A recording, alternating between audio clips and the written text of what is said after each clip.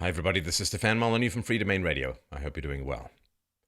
The recent death of Cuban communist dictator Fidel Castro has produced a little bit of a split in society between the left and the right, between the left that leans towards the blood-soaked ideology of communism and the right that sees it for what it is. Now, before we dive into the facts about Fidel Castro, let's just do a little bit of a primer, particularly for my younger audience who's been kind of lied to about communism throughout most of your young life. So, here's the reality. If someone is 4 times better at something than someone else, generally would say that one person is a professional and the other person is an amateur. When it comes to slaughtering, disassembling, burying in mass graves, starving to death, shooting, imprisoning, murdering people, well, we have, of course, 2 ideologies in the 20th century that were particularly good at it. One, of course, was National Socialism, also known as Nazism, which produced about 25 million deaths in its short tenure as head of Germany and some of the other territories. So that's 25 million. That's a lot of dead people. That's gruesome. That's horrifying. Now, communism, which had a habit of turning mass crimes into a full-blown system of government, well, killed about 94 million people in the 20th century. We got 65 million killed in the People's Republic of China, 20 million in the Soviet Union, 2 million in Cambodia and North Korea, 1.7 million in Ethiopia, 1.5 million in Afghanistan, 1 million in the Eastern Bloc countries, 1 million in Vietnam, 150,000 in Latin America, and various other sundry piles of bodies. So, communism as a whole killed about 4 times more people than Nazism or National Socialism. Communism gets the top prize as by far the most murderous regime in all of human history, the most murderous ideology in all of human history. This is death through forced labor, man-made hunger, mass deportations, general rounding up and genocide. Because, of course, we think of Nazism as genocidal, as it was for particular groups. But, same thing as Soviet crimes against people living in the Caucasus, of course. Large social groups in the Soviet Union have been described as genocidal. I mean, they weren't very different from very similar policies enacted by the National Socialists in Germany. The difference is, of course, that the communists genocided based upon class system, but the Nazis genocided based upon race and territory. So I just really want to point this out, that communism at least 4 times worse than Nazism or National Socialism. And, also one other little tidbit we'll be touching on as well. The head of the Communist Party of the United States of America endorsed Hillary Clinton. So you remember how the media went mad because David Duke, a guy who was in the KKK decades ago briefly, had some positive things to say about Donald Trump? Well, KKK killed about 3,000 people in the entire history of the United States. That's 3,000 too many. Still quite a lot less than an ideology which killed 94 million people. And the head of the Communist Party in the United States endorsed Hillary Clinton. Did you hear anything about this from the mainstream media? Of course not, for reasons we're going to get into in this presentation. So let's talk about the truth about Fidel Castro. So let's just get some reactions from some famous people, shall we? Naomi Campbell said, "Meeting Castro was a dream come true. These are 2 men, Castro and Nelson Mandela, in the world that I think are an inspiration to everyone. They have fought with integrity to stick to their beliefs. I'm so nervous and flustered because I can't believe that I met him. He's a really, really intelligent person. He said that seeing us in person was very spiritual." All right, Naomi Campbell, not much of an intellectual. Hey, let's go to French existentialist philosopher Jean-Paul Sartre. Who, I guess, in between threesomes with his graduate students, managed to say, "Castro is at the same time the island, the men, the cattle, and the earth. He is the whole island." Yeah, that's very clarifying. Good thing he was a philosopher and made things clarifying for people. Norman Mailer, famous American writer who stabbed his wife with a knife, ex-wife with a knife, I think it was at the time. And he said, "Oh, it's okay, man, because as long as it's only a knife, there's still some love left." Lovely guy. He said about Fidel Castro, "The first and greatest hero to appear in the world since the Second World War." Gina Lollobrigida, actress, said, Castro is an extraordinary man. He is warm and understanding and seems extremely humane. Francis Ford Coppola, I know, I'm sorry, I like The Godfather too. He said, Fidel, I love you. We both have the same initials. We both have beards. We both have power and want to use it for good purposes. Harry Belafonte said, Deo, Deo, work all night gunning down counter-revolutionary scum. Oh, actually, sorry, I misread that. He said, if you believe in freedom, if you believe in justice, if you believe in democracy, you have no choice but to support Fidel Castro. Chevy Chase, the comedian, says, socialism works. I think Cuba proves it. Dan Rather said, Cuba's own Elvis. Oliver Stone said, Castro is very selfless and moral, one of the world's wisest men. Jack Nicholson said, a genius. Kevin Costner said, it was an experience of a lifetime to sit only a few feet away from him. Now, the U.S. State Department, Amnesty International, and Human Rights Watch all listed Fidel Castro's Cuba as among the worst violators of human rights on the planet, while the Committee to Protect Journalists condemned the harassment and imprisonment of journalists. But apparently, a lot of fairly prominent people love him. And the fact that they love him is gross enough, but the fact that they're not facing any negative repercussions for loving him, it tells you everything you need to know about the communist or commie-sympathizing mainstream media, the vile enablers of all things red and collectivist and totalitarian that the 20th century, and to some degree the 21st century, has to offer. Imagine if these people were saying this about Hitler. Hitler being an amateur when it comes to those who enacted communism, who killed 4 times as many people, at least. So, let's talk a little bit about his history. Now, while studying at the University of Havana in April 1948, what do I know 1948? That's right. That's the year that 1984 was finished by George Orwell, nay Eric Blair, and what he did was he flipped 1948 to 1984 to get his year. So, April 1948, Castro participated in the communist-led riots in Bogota, Colombia, which led to thousands of deaths. Less than a decade later, and an estimated 100,000 Colombians had been slaughtered during the period in Colombian history, which would be known as La Violencia. Now, I'm not a native Spanish speaker, but I don't think that means the violet flowers. I think that means the flower of blood. Now, of course, while many 22-year-olds are just starting their adult lives, Castro was getting his revolutionary street cred, his blood juice, and laying the groundwork for his very blood-soaked future. Declassified Soviet documents revealed that Fidel's brother Raul Castro was a reliable KGB contact since at least 1953, prior to the revolution. Now, they will deny any engagement or involvement with the KGB or with Russia or any involvement with communism, but these declassified Soviet documents are revealing quite a bit, along with the fact that McCarthy was largely right. There were hundreds of Soviet spies in the State Department, but we'll do that presentation another time. In June 1955, Ernesto K. Guevara met Raul Castro, who subsequently introduced him to his older brother, and the plot to overthrow the Cuban government of Fulgencio Batista came together. Now, we have a whole presentation, The Truth About Che Guevara, and spoiler, Fidel Castro had Che Guevara killed because Che Guevara had a habit of killing children. Now, interestingly, Fulgencio Batista was a mixed-race grandson of slaves who led the majority-white Cuban population.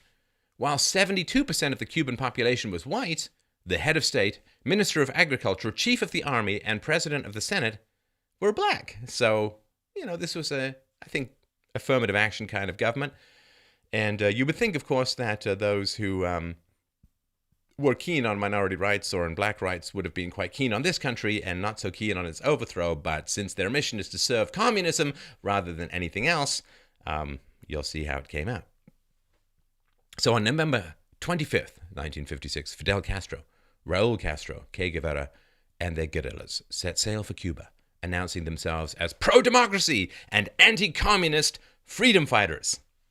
Remember this: pro-democracy and anti-communist freedom fighters. How's that going to work out? We got a government program called Liberation.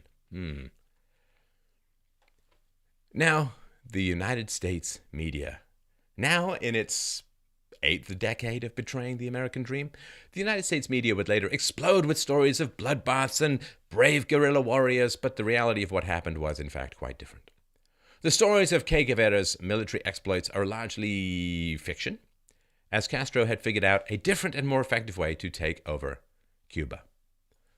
In a deal called the Miami Pact, Castro conspired with anti-Batista Cuban politicians and wealthy exiles to acquire a large fund that he later used to bribe military commanders in Batista's army.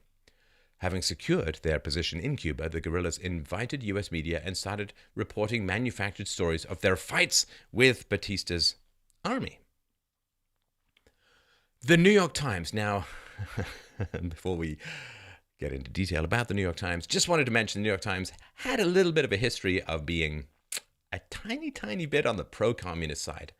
So one of its most famous reporters, Walter Duranty, the one-legged wonder, he received a Pulitzer Prize in 1932 for a series of reports in the New York Times about how wonderful the Soviet Union was. See, he'd been shown around the Soviet Union in what were called Potemkin villages, where they took people from the concentration camps, fattened them up, and then had them smile at gunpoint to show Duranty and his naivete just how wonderful life was in the Soviet Union. So in June 1931, he published these stories. In 1932, he actually received a Pulitzer Prize for how wonderful his stories were.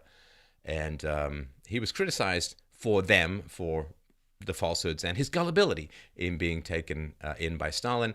And he just denied this widespread famine that occurred later in 32 to 33 in the USSR, and particularly the Holodomor, the mass starvation in Ukraine.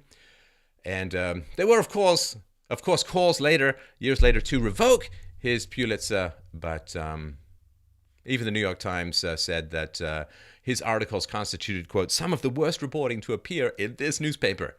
Never gave back the Pulitzer. So, New York Times, along with the mainstream media as a whole in the United States, extremely pro-communist in many ways, which is one of the reasons why they attacked McCarthy, who was exposing communist infiltration in the U.S. government, and also, and he did this in conjunction with Richard Nixon, which is why when Richard Nixon became president, the leftist, commie-sympathizing media had to go after Richard Nixon. So the New York Times in February 1957 wrote, Fidel Castro is humanist, a man of many ideals, including those of liberty, democracy, and social justice. The need to restore Cuba's constitution and to hold elections.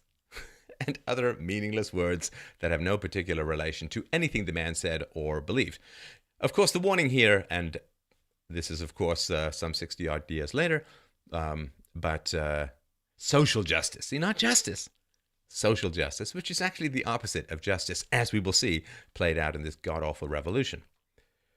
So while the mainstream media joined his cause within a private letter written in 1957, see, if you just look a paragraph up, that's the same year the New York Times said he was so wonderful, Fidel Castro admitted to lusting for war with the United States. Quote, war against the United States is my true destiny. When this war's over, I'll start that much bigger and wider war.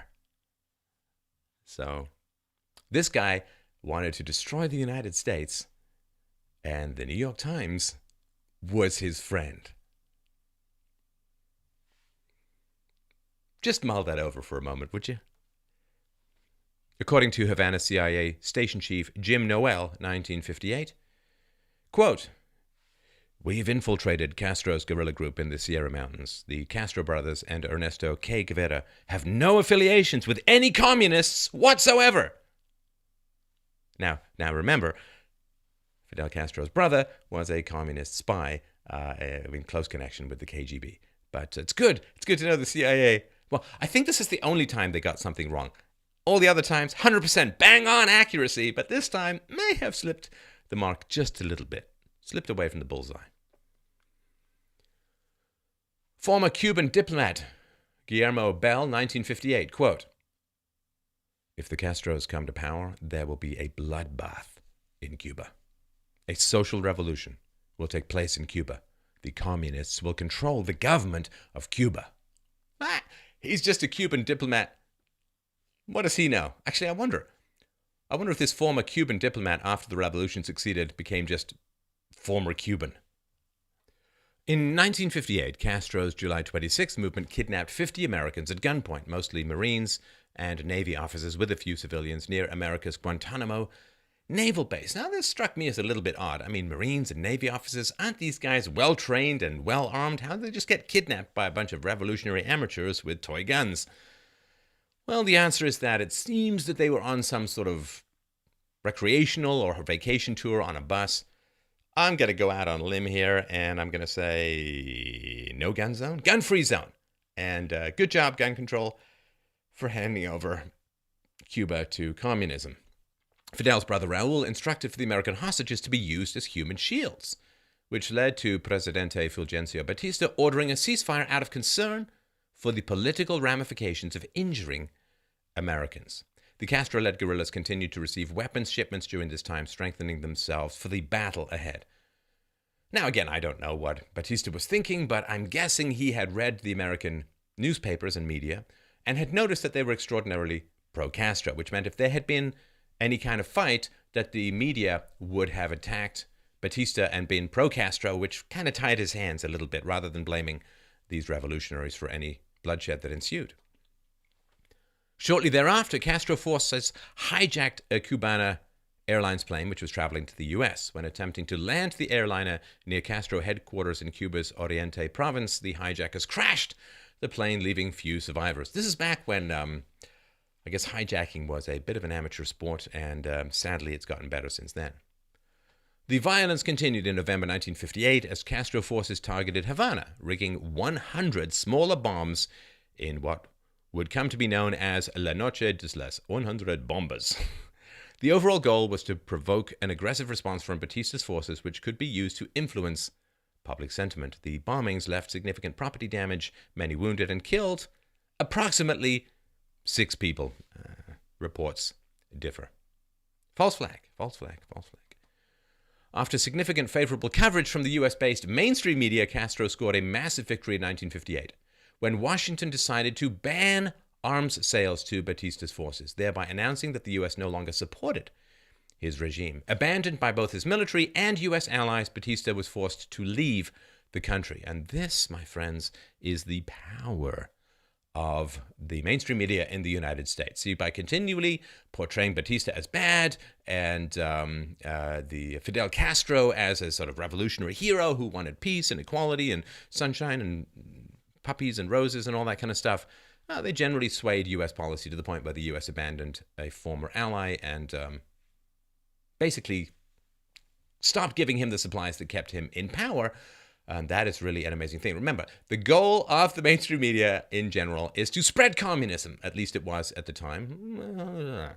Now, we'll see. But it's Marxist and communist sympathizing and so on. And we can see that in the way that they treat lefty dictators versus people who aren't on the left, who aren't dictators. And so they want to spread communism, and here's a good opportunity to do so.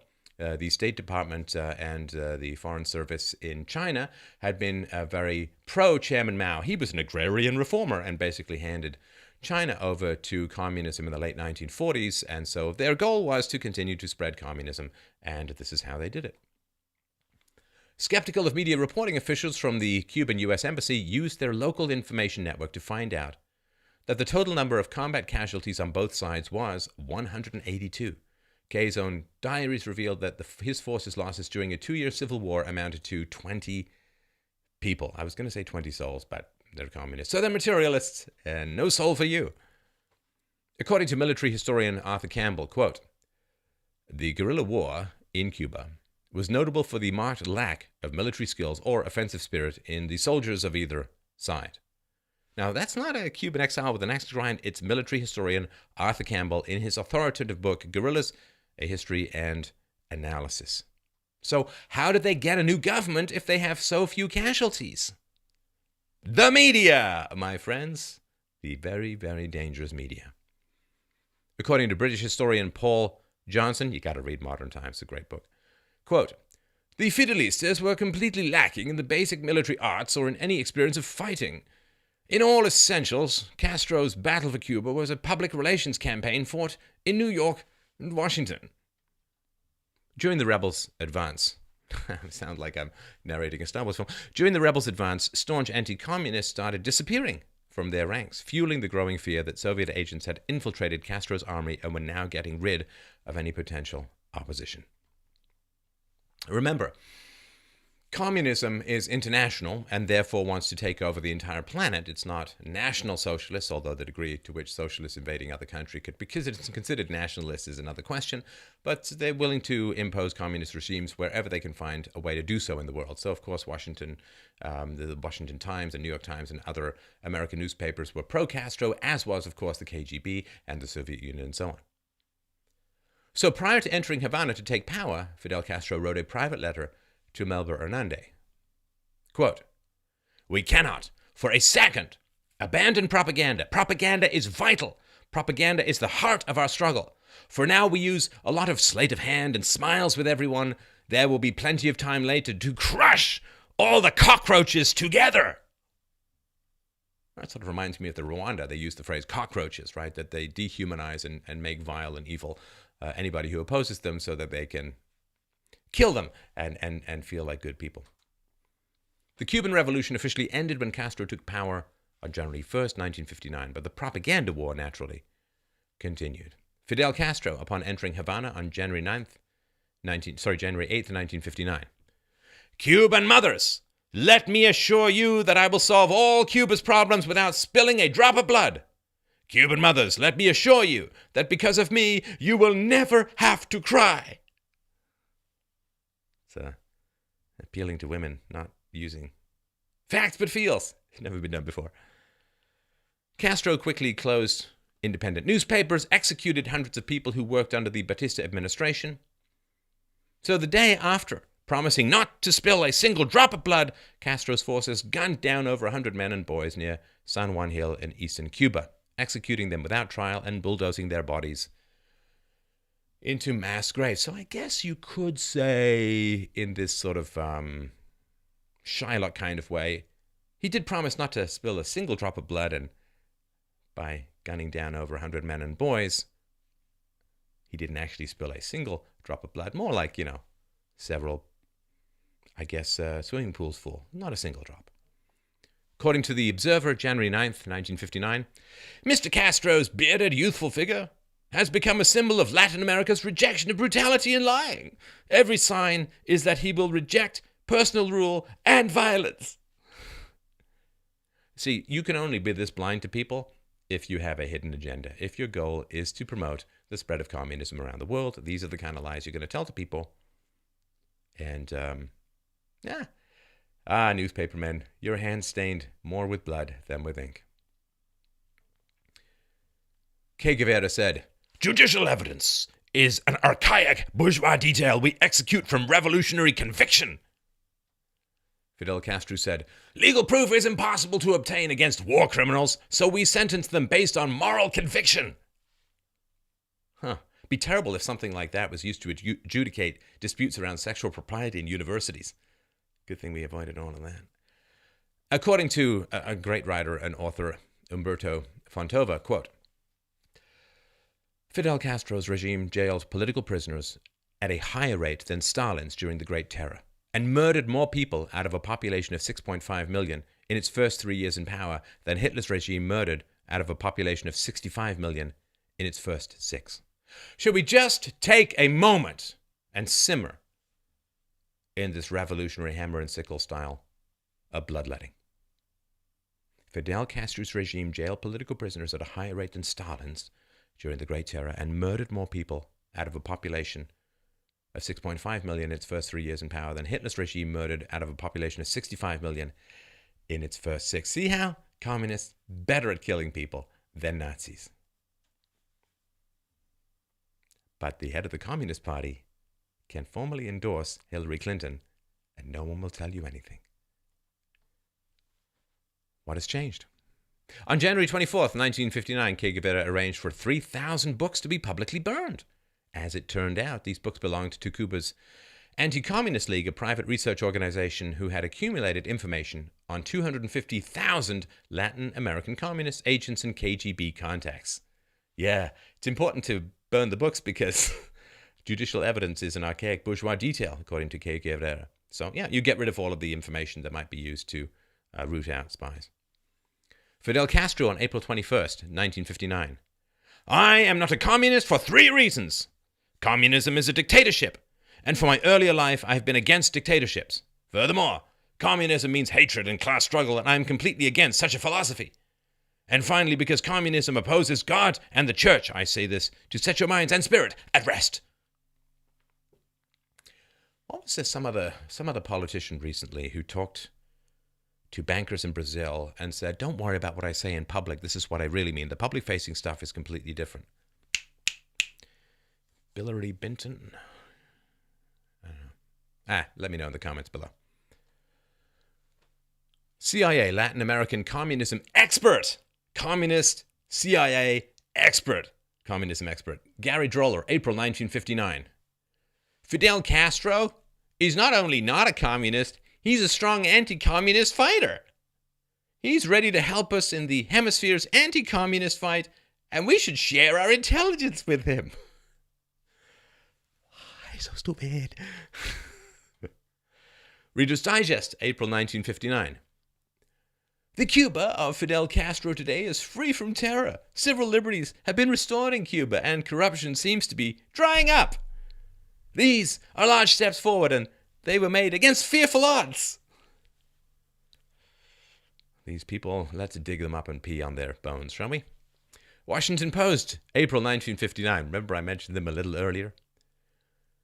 It would be a great mistake even to intimate that Castro's Cuba has any real prospect of becoming a Soviet satellite. God. You can't be all this wrong by accident. Newsweek, April 1959. Still helping out, are you? Castro is honest, and an honest government is something unique in Cuba. Castro is not himself even remotely a communist. Former President Harry Truman, July 1959. Fidel Castro is a good young man trying to do what's best for Cuba, and we ought to extend our sympathy and help him to do what is right for them. A fine young man. U.S. President Dwight Eisenhower, July 1959. Remember Dwight Eisenhower? He complained about the dangers of the military-industrial complex after he left office. Didn't really seem to do much about it while he was in office, but afterwards he said, well, this thing I can't do anything about now, which I could do something about before, is really bad. So, Eisenhower said, now these things, Castro communist accusations, are charged, but they are not easy to prove. The U.S. government has made no such charges. Fidel Castro, while visiting favorable reporter Herbert Matthews at the New York Times offices in 1959. Without your help, and without the help of the New York Times, the revolution in Cuba would never have been. We'll get to the death count the New York Times is responsible for shortly. Author Umberto Fantova said, 562 men have been riddled by firing squads without trial by this time. Habeas corpus had been abolished, and Cuban jails held 5 times the number of political prisoners as they had under Fulgencio Batista. For the first time in Cuba's history, many of the prisoners were women. Their crime? Having been wives, daughters, and mothers of the executed men. Most of these were of humble background, many black. Castro's sister, Juana Castro, would later testify before the U.S. Congress about her concerns about the revolution starting in 1959. She said, I started to worry about the road the revolution was taking, a revolution that was supposedly democratic. They started censoring the press. They also started infiltrating the ranks of the Revolutionary Army with communist leaders. I knew of the plans for intervention in all schools in Cuba, both public and private, Protestant and Catholic. I also knew that they were planning to expel priests and nuns. In 1960, U.S. ambassadors to Cuba, Arthur Gardner and Earl Smith, warned about Castro's communist plans and testified under oath to Congress about the media/government collusion which brought Castro to power. Arthur Gardner said, "In my everyday contact with the State Department, I always stressed this point, that I felt that Batista had proved a great friend to this country, and his administration had proved a great ability to develop the country itself and develop the friendship with us." So warnings, warnings, warnings. Don't you all think that when you ring the alarm, someone's going to show up? Sometimes they just show up to disconnect the alarm. Arthur Gardner said, "And I feel it very strongly that the State Department was influenced first by those stories by New York Times and Herbert Matthews, and then it became kind of a fetish with them." No, it's not a fetish, Arthur, just pro-communism. Earl Smith said, "The State Department played a large part in bringing Castro to power. The press and other government agencies, CIA, members of Congress, are also responsible. We refused to sell arms to a friendly government, and we persuaded other friendly governments not to sell arms to Cuba. Yet, on the other hand, revolutionary sympathizers were delivering arms, bodies, and ammunition daily from the United States." I wonder how many Soviet spies remained in the State Department even after this is post-HUAC, post-McCarthyism, and the State Department policies did not get hugely impacted by the anti-communist rooting out of the HUAC and of Richard Nixon and of Joseph McCarthy, so I wonder. Earl Smith went on to say, "Castro gave every indication of being a Marxist from the statements which had been made in Mexico, Costa Rica, at Bogota. Also, he had been active in the FEU. I did not have the proof at that time that he was. However, there was no question that there was communist infiltration and communist control of this movement." Senator James Eastland said, "Your advice was that it was not in the best interest of the United States for Castro to come to power. And yet, in spite of that, of your advices to our government, you say that our government was primarily responsible in bringing Castro to power?" Earl Smith, "That is absolutely correct. Batista had been in control, off and on, for 25 years. His government was disintegrating at the end due to corruption, due to the fact that he had been in power too long. Police brutality was getting worse. On the other hand, there were three forces that kept Batista in power. He had the support of the armed forces. He had the support of the labor leaders. Cuba enjoyed a good economy." That's kind of ironic how communism helps overthrow a man who has the support of the labor leaders and giving them no power after that. Earl Smith went on to say, 1957 was one of the best years in the economic history of Cuba. The fact that the United States was no longer supporting Batista had a devastating psychological effect upon the armed forces and upon the leaders of the labor movement. This went a long way toward bringing about his downfall. On the other hand, our actions in the United States were responsible for the rise to power of Castro. Until certain portions of the American press began to write derogatory articles against the Batista government, the Castro Revolution never got off first base. Castro's propaganda apparatus declassified 1984 CIA document. Quote, "Castro's use of propaganda assets, interviews with journalists, radio broadcasts during his guerrilla war against Batista contributed in a major way to his victory and was a preview of the methods he would use so successfully after coming to power. Immediately after assuming power, Fidel Castro set out creating a propaganda empire that today is perhaps the most effective in the Western Hemisphere." Raul Castro, 1960, said this, "My dream is to drop 3 atomic bombs on New York." Okay, maybe if you hit the New York Times. No, that would be totally wrong. Raul Castro, 1960, "My dream is to drop 3 atomic bombs on New York." Now, of course, Raul in charge now, right? He met with Obama. Che Guevara said in 1961, "Youth must refrain from ungrateful questioning of governmental mandates. The very spirit of rebellion is reprehensible.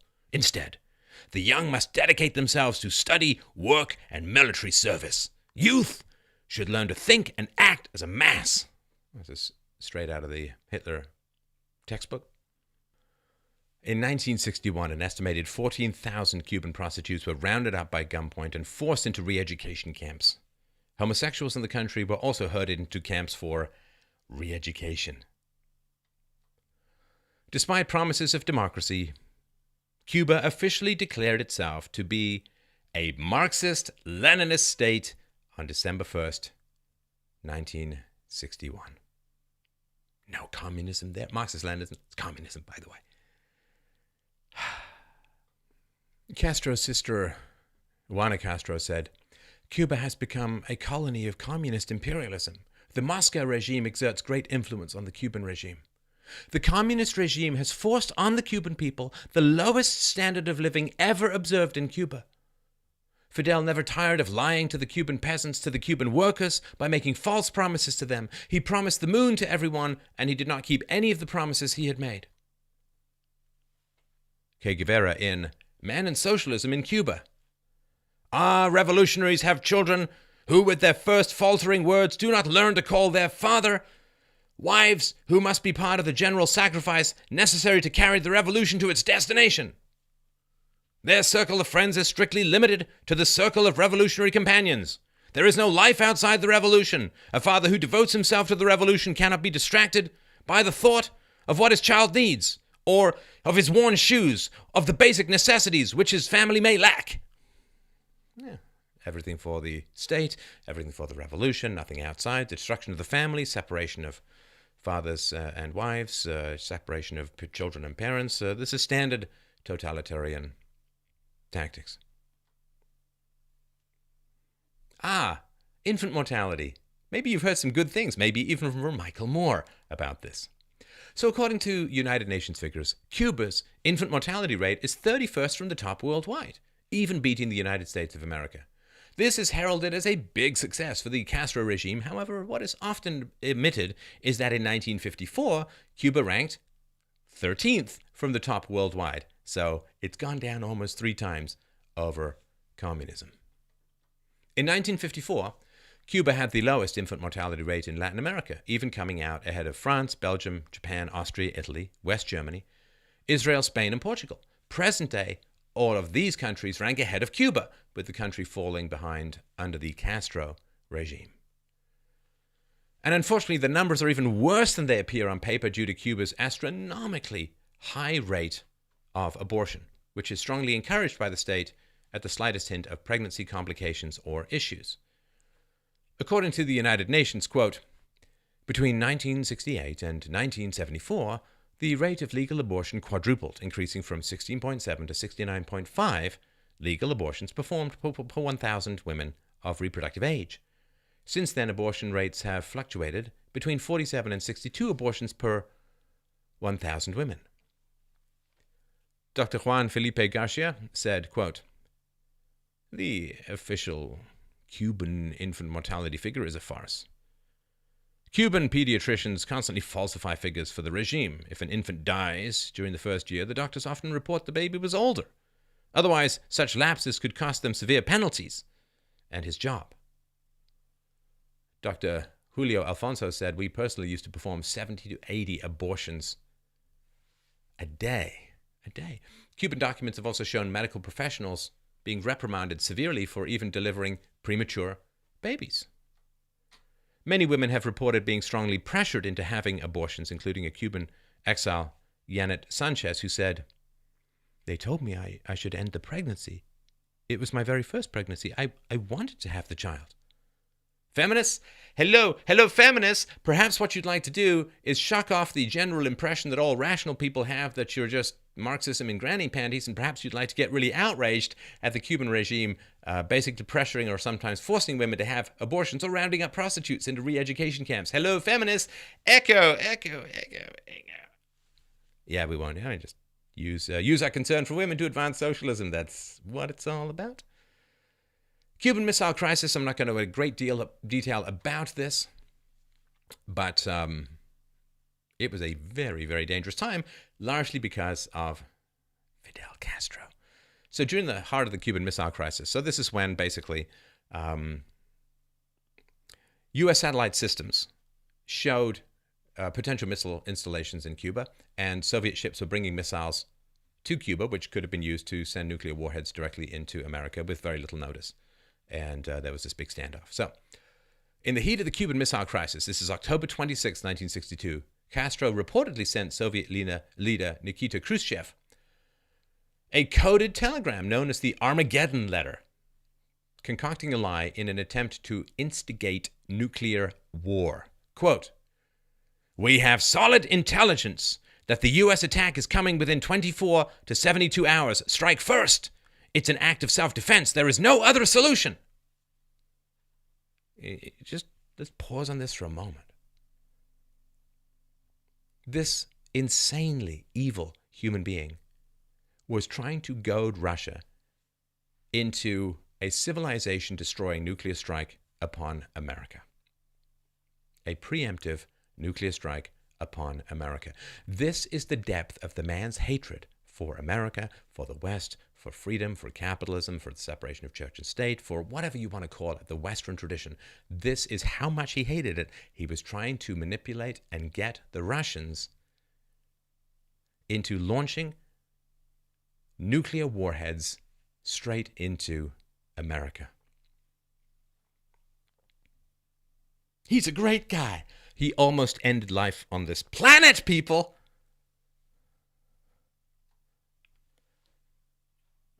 He went on to say in this Armageddon letter, "I believe the imperialists' aggressiveness is extremely dangerous. And if they actually carry out the brutal act of invading Cuba in violation of international law and morality, that would be the moment to eliminate such danger forever through an act of clear, legitimate defense, however harsh and terrible the solution would be." Yeah, so much into morality. This is the guy who threw aside due process and just executed people. Yeah, all about the morals. Nikita Khrushchev said, "It would have been ridiculous for us to go to war over Cuba, for a country 6,000 miles away. For us, war was unthinkable."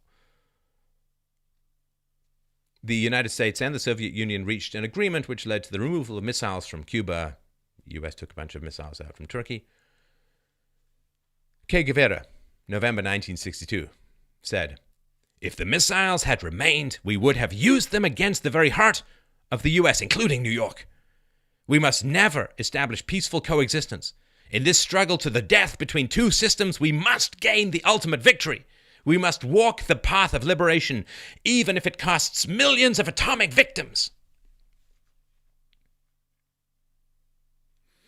These are the bastards the mainstream media got into power. These are the bastards the mainstream media praised and continues to praise to this day.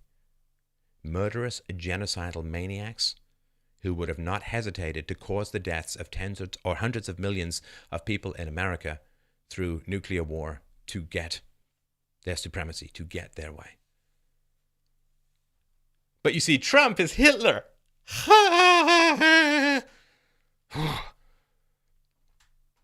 The media must share this hatred of the United States if they promote these people. This is basic logic. Former chief of the Soviet General Staff, General Adrian Danilovich, in the late 1980s said, "Mr. Castro pressed hard for a tougher Soviet line against the U.S., up to and including nuclear strikes. We had to actively disabuse him of this view by spelling out the ecological consequences for Cuba of a Soviet strike against the U.S. Yeah, so these guys, I guess, fairly good at revolution as long as they're aided by the traitorous U.S. media and Democrats as a whole, but not so good at, say, I don't know, geography or radiation or wind patterns. God. In 1963, Che Guevara released Reminiscences of the Cuban Revolutionary War and commented on the important role of the American media. "Foreign reporters, preferably American, were much more valuable to us than any military victory. Much more valuable than recruits for our guerrilla forces were American media recruits to export our propaganda."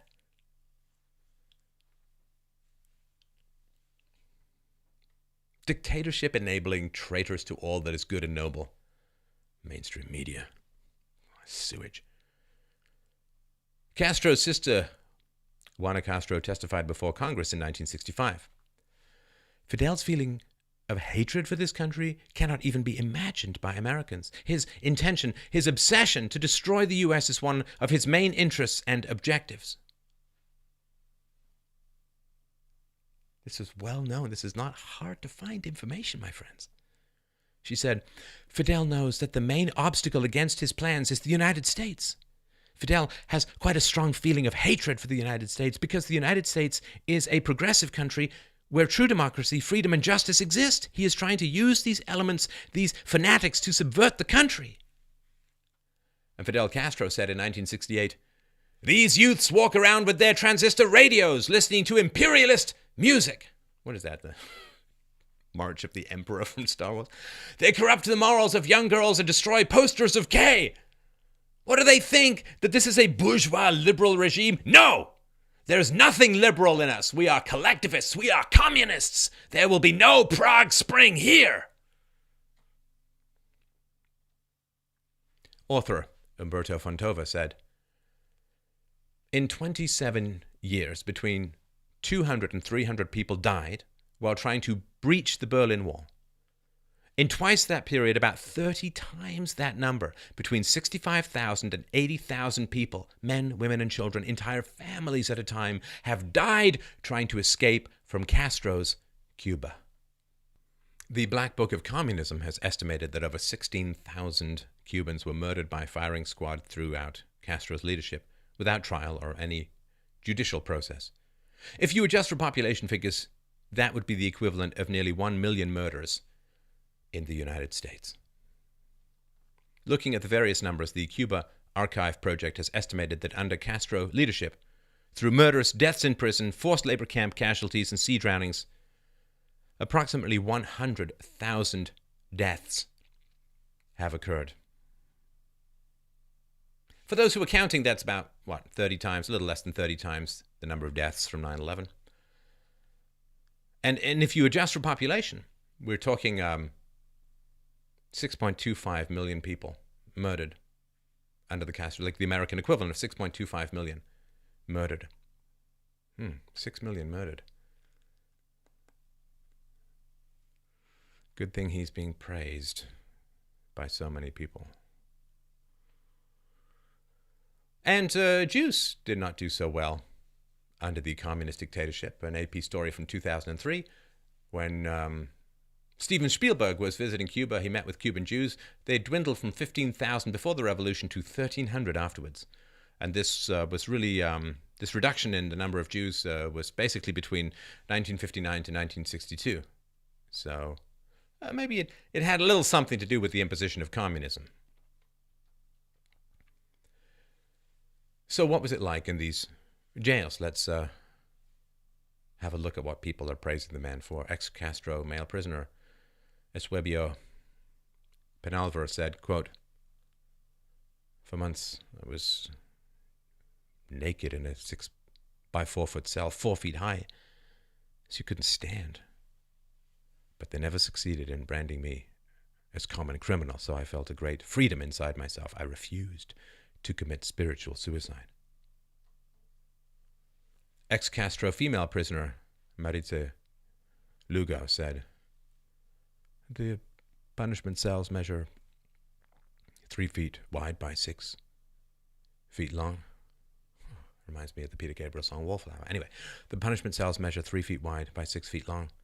The toilet consisted of an 8-inch hole in the ground through which cockroaches and rats enter, especially in cool temperatures. The rats came inside to seek the warmth of our bodies, and we were often bitten.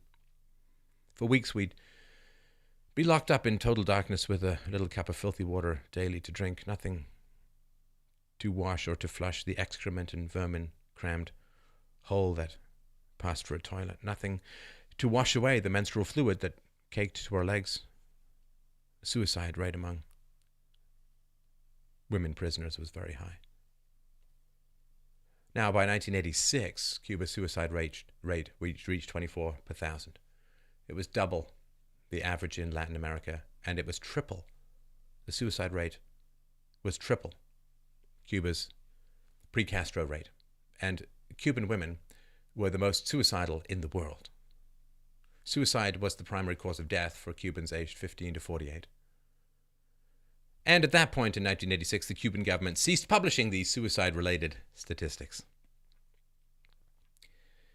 The island murder prison.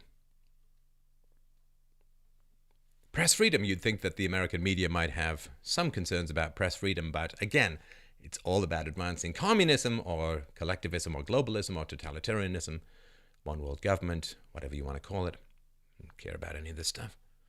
The Cuban Constitution has outlawed private ownership of the press, including any form of independent journalism.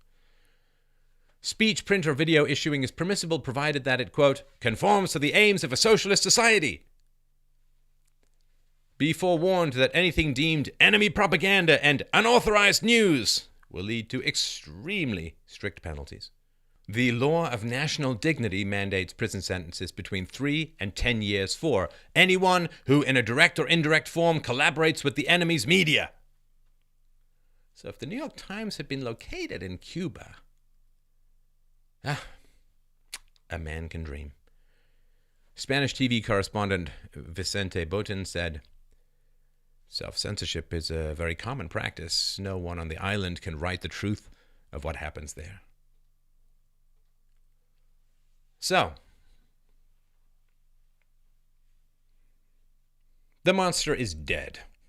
And what do people have to say? This is what will go down in history as the mark of moral stance at this time in the passing of a darkly evil, destructive, totalitarian, murder-fest human being from the world stage. Let's see who's got the moral clarity, shall we? U.S. President Barack Obama. At this time of Fidel Castro's passing, we extend a hand of friendship to the Cuban people. We know that this moment fills Cubans in Cuba and in the United States with powerful emotions, recalling the countless ways in which Fidel Castro altered the course of individual lives, families, and of the Cuban nation. History will record and judge the enormous impact of this singular figure on the people and world around him. Yeah, I guess you could say he altered the course of individual lives. Oh, are you heading to the grocery store? Let me alter your course to a mass grave! Oh, are you thinking of having this baby? Sorry, it died in your womb. Are you thinking of expressing your opinion? Into the rat cell 1984 style with you. Enormous impact of this singular figure? Yeah, I guess so. You know, enormous impact in the same way that a bullet might have an enormous impact on your spleen. Obama went on to say, for nearly 6 decades, the relationship between the United States and Cuba was marked by discord and profound political disagreements. During my presidency, we have worked hard to put the past behind us, just like we have with slavery. Sorry, I didn't say that. During my presidency, we have worked hard to put the past behind us, pursuing a future in which the relationship between our two countries is defined not by our differences, but by the many things that we share as neighbors and friends, bonds of family, culture, commerce, and common humanity. I guess Tuesday is Who Do We Kill Today with Collateral Damage Drone Disaster Day for Barack Obama, so they may share something in common more than commerce, common humanity. This engagement includes the contributions of Cuban Americans who have done so much for our country and who care deeply about their loved ones in Cuba. Yeah, you know, like you care about hostages in a brutal dictatorship. Today, we offer condolences to Fidel Castro's family, and our thoughts and prayers are with the Cuban people. In the days ahead, they will recall the past and also look to the future. As they do, the Cuban people must know that they have a friend and partner in the United States of... Oh, God, the man is just mochaccino pablum. Oh, such drivel. Such crap.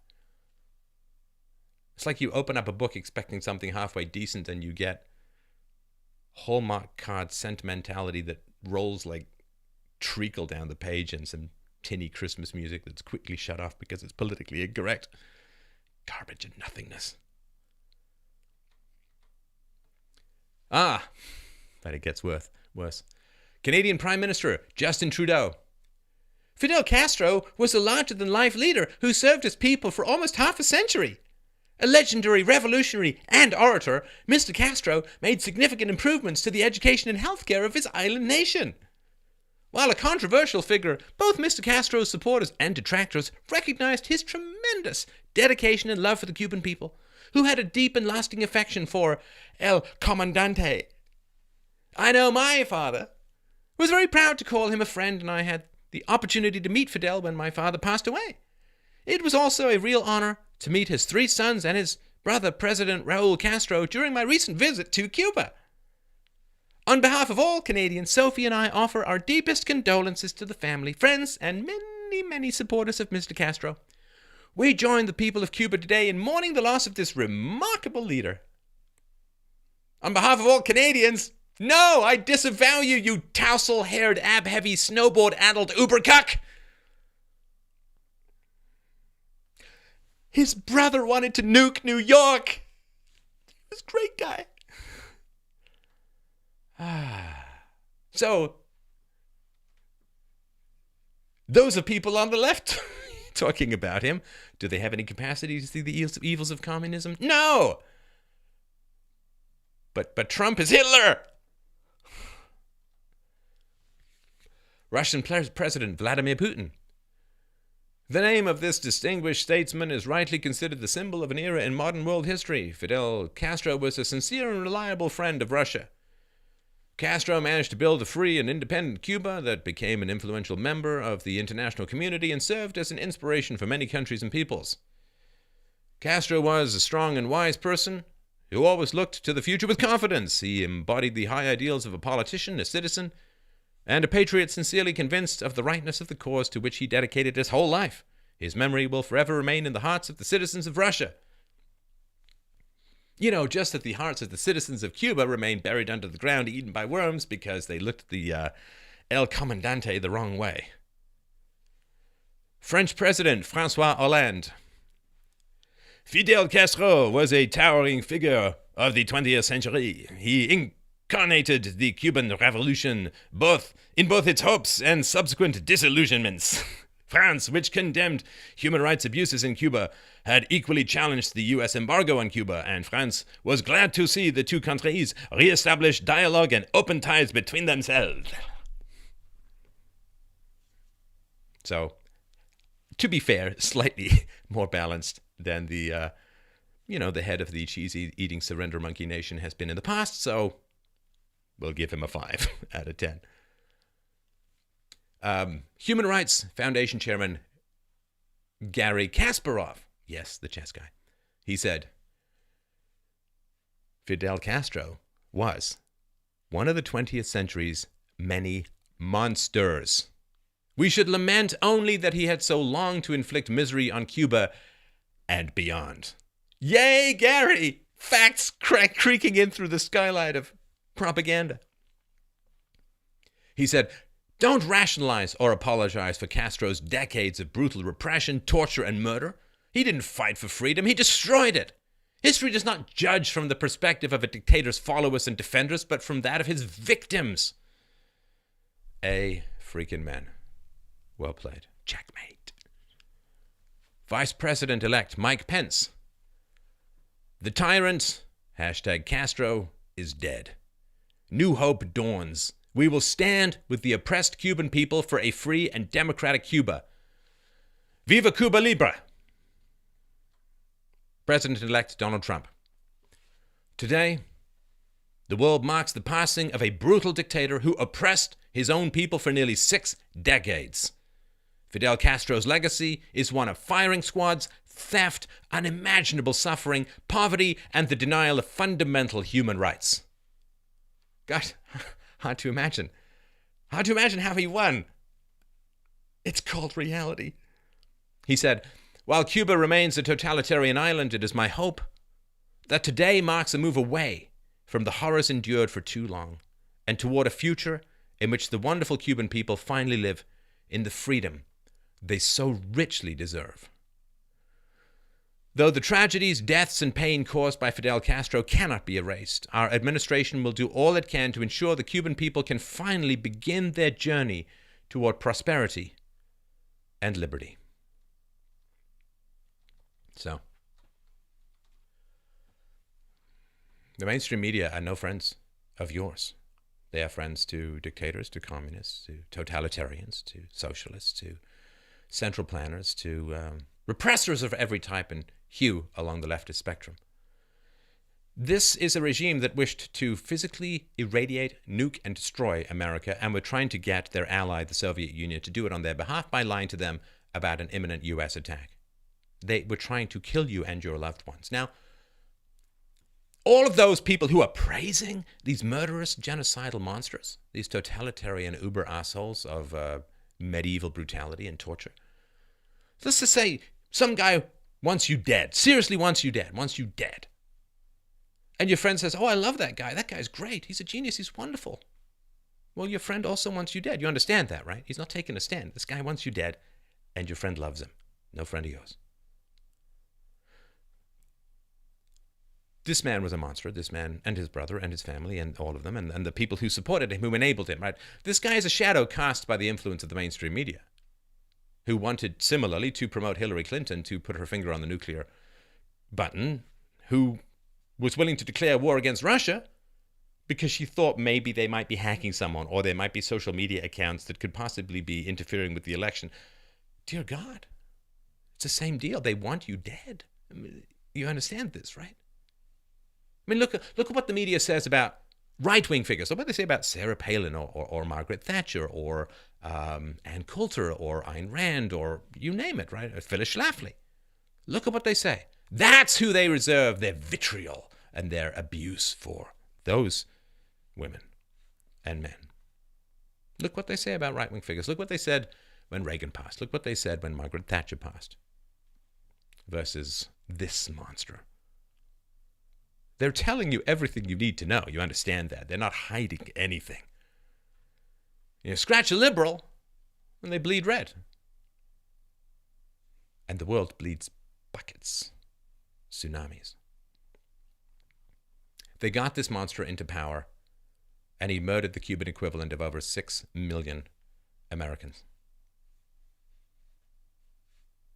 100,000 Cubans, and suicide rates, and forced abortions. Come on. The media is extremely and exceedingly, genocidally, world-endingly dangerous. The bullet, with your name on it, with my name on it, is always first loaded with words. The inky fingers use words to load the bullets that has our name on it. We better wake up to this, and fast.